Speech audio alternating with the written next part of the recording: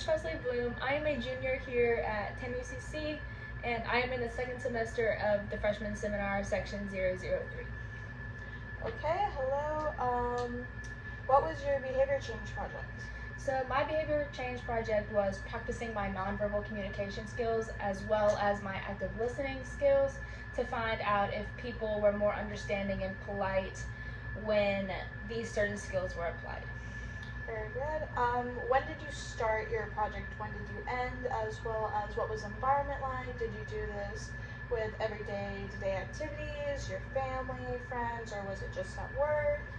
So I began on Monday, March 22nd, and I went all the way to Friday, March 26th.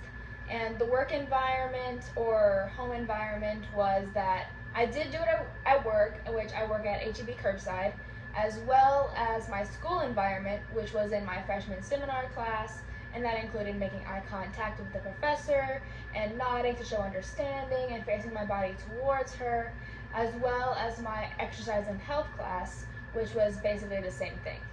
And then at work, my job is to go up and down the aisles and to get food from the shelves for the people in their cars.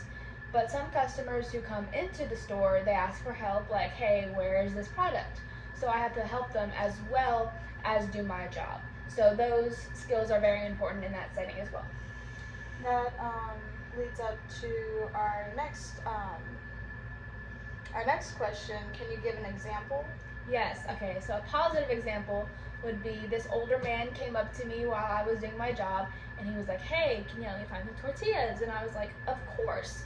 So I made eye contact with him, and I was nodding while he was talking to show understanding, and I turned around towards him, and we happened to be right by the tortillas.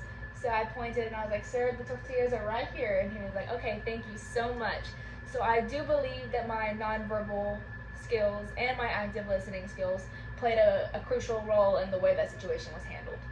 A negative situation was that I was looking at the tomatoes for this one person, and this lady comes up to me, stares at me with her eyebrows furrowed and her hands on her hips and tapping her foot, and she goes, and I was like, ma'am, can I help you? And she was like, no.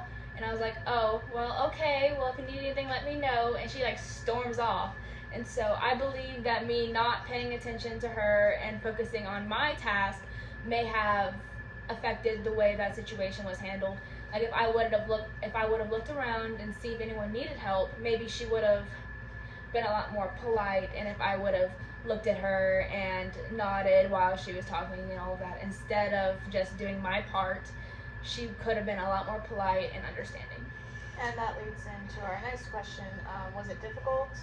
It was difficult. Since I said earlier, I am having to multitask a lot. So that requires me, while I'm bagging, I have to also communicate with a person who needs help, and that can be difficult to make eye contact with them while I'm trying to do two things at one time. Very good. How did you document your observations? So while I was at work or in the classroom, I used my phone and the Notes app to jot down little pieces of information that I observed. And then whenever I got home, I would write it in my notebook as a journal entry. Very nice. Did you see a change? Do you see yourself applying these new skills in the future? Do you feel that you won't use them, or how will this relate to your pathway? Yes, I definitely did see a change. Before this whole project, I was very introverted, and I didn't like helping people other than what my task was to do.